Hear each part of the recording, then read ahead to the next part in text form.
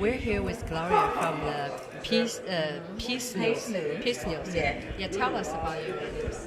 Pace News has been around since 1995. We are a community newspaper that has basically spread all over the world since the internet.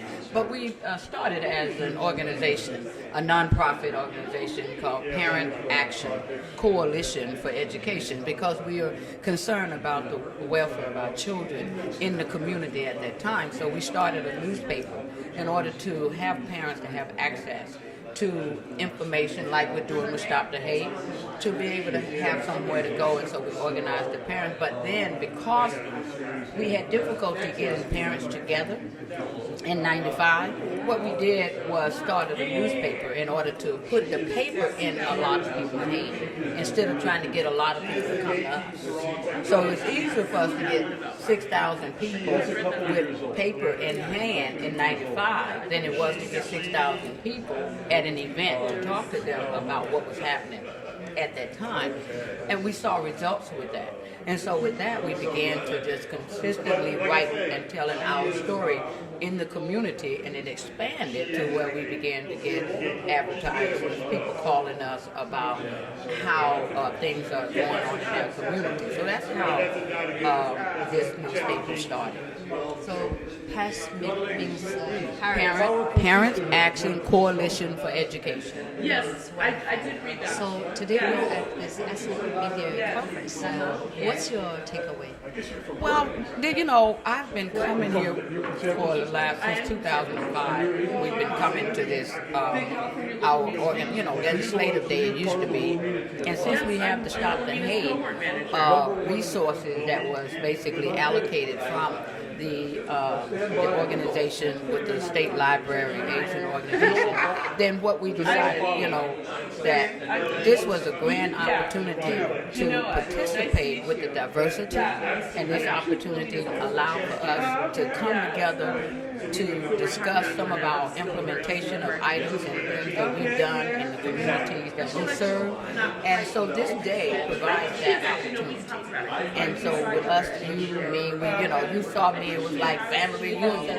And so we met last year. We met last year. Yes, that's right. We were, and this is like, we look forward to this. And so, what I believe is that we should have some form of maybe in between, that we could maybe come to San Francisco or do something that beyond once a year, where we come together as a whole and like this, or just maybe bring some young people from LA too, because we're located in LA. To come to LA from LA, come out and maybe get involved with, different ethnic groups, and particularly your organization, and begin to talk about, one-on-one, having us to maybe even spend the weekend in the community. I do like this idea. I think it's really important to work together, because we're all in the media, we're all the ethnic media, but we seldom talk with each other, we seldom share with our stories, right? Exactly. And it reminds me of the time when the Reverend Dr. Martin Luther King Jr. He, back in the days when he was talking about hunger and poverty and all, but he went and provided an example of what to do about it. He went and lived in the slums of Chicago. You see, it's one thing to talk about it, it's another thing to be about it. And I think what you're doing is being about it. What we're doing separately is being about it, besides talking about it. We're here, we're actually implementing projects and programs and, getting involved. But I really think that, again, we need to really begin to have a culture day where I eat your food, you eat my food, soul food, right? And plus my husband of 38 long years, he passed on now, but he's Dutch Indonesian. So my daughter is basically Indonesian, but all of the rest. So that's, South Asian. And so I basically have that multiculturalism in my household.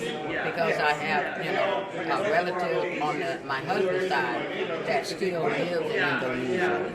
And so we communicate with them and things like that, but that we need to, I still don't know as much as I need to know about my husband's culture and background because that's Indonesian way. And so I think we need to talk about cultural unification. I like the idea, and also I think it's important to share our stories. For example, you have a story from your community, and we have story from our community, and maybe we can share each other's stories right, in the future, right? And also maybe organize some small event online. We can meet in person, that would be great. But if not, we can always meet online. Yes. And be able to have, when we have issues in our community, I know that I can say, we can call Daycare TV and get it reported.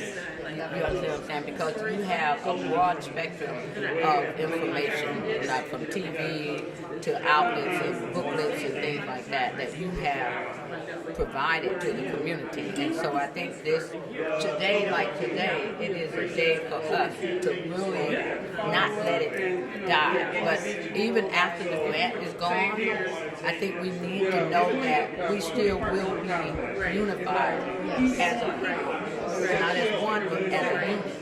And because of that, we need not to allow for the financial aspect of it to only bring us together, but to bring us together just by. Exactly. This is our passion.